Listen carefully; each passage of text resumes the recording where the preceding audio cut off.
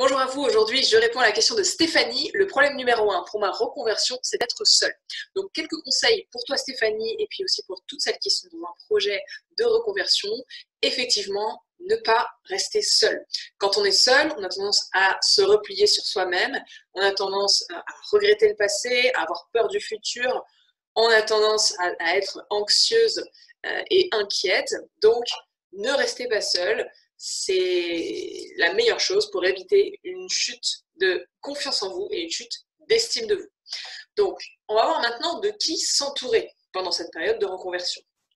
Alors, à éviter la famille trop proche ou les personnes qui ont un impact trop proche sur nos projets en général. Donc, ces personnes-là, vu qu'elles nous aiment, si elles ne sont pas elles-mêmes dans un projet de reconversion, ou si elles ne sont pas passées par là, elles vont projeter leur peur sur vous. Donc c'est pas méchant pour elles, mais c'est plus qu'elles ont peur, par exemple, ah mais tu vas quitter un CDI, ce qui m'est arrivé pour moi, tu vas quitter un CDI, tu sais ce que tu lâches, mais tu sais pas ce que tu vas trouver.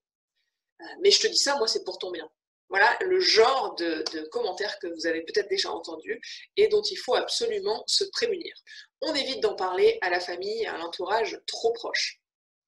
En plus, il y a fort à parier que si votre projet est en cours d'élaboration, vous allez être encore plus vulnérable. Donc il vaut mieux le cocooner, le garder pour soi, un petit peu comme quand on couve un œuf. Voilà, petit à petit, on fait mûrir le projet. Pas la peine d'entrer dans les détails. Vous pouvez évoquer que vous réfléchissez à un nouveau projet professionnel, mais je vous conseille de ne pas aller trop loin. Donc, on évite les proches et la famille. On s'entoure de qui? De personnes. On s'entoure donc de deux types de personnes. Les personnes qui, comme nous, sont dans une démarche de reconversion, qui vont se poser les mêmes questions, donc de pairs, tout simplement. Et on s'entoure de personnes qui ont déjà fait le chemin. Donc, ça peut être des amis ou des personnes qui se sont déjà reconverties, ou ça peut être des personnes que vous ne connaissez pas, mais qui vont vous inspirer. Vous allez les trouver dans des conférences, vous allez les trouver dans des réseaux, vous pouvez les trouver un peu partout, sur Internet, sur des blogs. Donc, ce que je vous conseille, c'est évidemment d'aller voir, d'aller assister à des conférences, d'aller rencontrer ces personnes qui se sont déjà reconverties.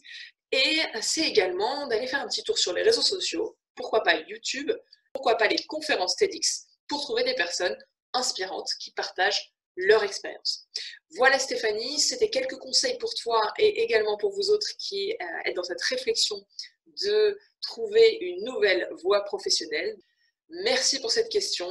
Si vous avez d'autres questions, bien sûr, vous nous les envoyez, on se fera un plaisir d'y répondre. Et puis si vous voulez qu'on voit ensemble votre projet, qu'on évoque ensemble votre projet de reconversion, qu'on voit comment notre programme peut vous aider, eh bien, vous postulez, vous posez votre candidature et je me ferai un plaisir d'échanger avec vous si celle-ci est retenue.